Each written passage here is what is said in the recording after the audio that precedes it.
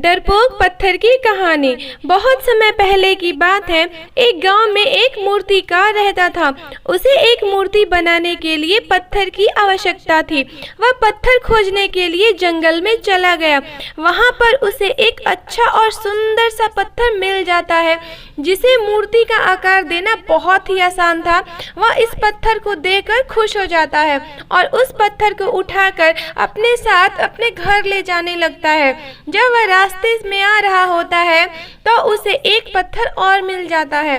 मूर्तिकार उस पत्थर को भी अपने साथ ले जाता है। मूर्तिकार दोनों पत्थर को घर ले जाता है और अपने औजारों से पत्थर को मूर्ति का आकार देने लगता है। जैसे ही वह पत्थर पर चोट मारता है, पत्थर कहने लगता है कि मुझे छोड़ दो, इससे मुझे दर्द हो रहा है।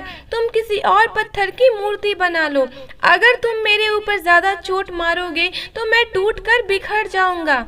पत्थर की यह बात सुनकर मूर्तिकार को उस पर दया आ जाती है और वह उस पत्थर को छोड़ देता है और दूसरे पत्थर की मूर्ति बनाने लग जाता है। यह पत्थर कुछ नहीं बोला और कुछ ही समय में मूर्तिकार इस पत्थर को एक भगवान की मूर्ति में बदल देता है। भगवान की मूर्ति बनने के बाद गांव वाले उस मूर्ति को लेने के लिए आते हैं। जब गांव वाले उस मूर्ति को ले जाने लगते हैं तो वह सोचते हैं कि मूर्ति के पास नारियल तोड़ने के लिए एक पत्थर की आवश्यकता और पड़ेगी।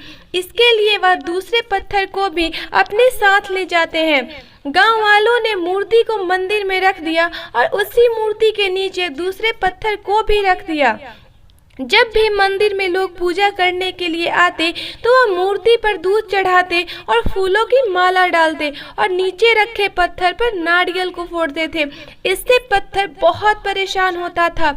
जब भी लोग उस पर नारियल फोड़ते थे उसको दर्द होता था। इस पर वह पत्थर मूर्ति बने पत्थर से बोलता है कि तुम तो बहुत ही आराममंद हो।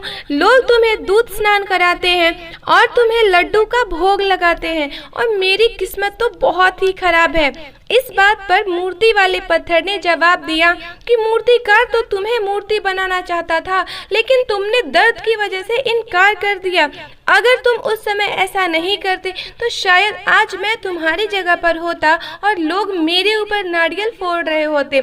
लेकिन तुमने शुरुआत का दर्द सहन नहीं किया और तुमने आराम का रास्ता चुना, जिसकी वजह से अब तुम्हें दर्द सहन करना पड़ रहा है। यह बात उस पत्थर को समझ आ गई और वह आगे से कभी कुछ नहीं बोला।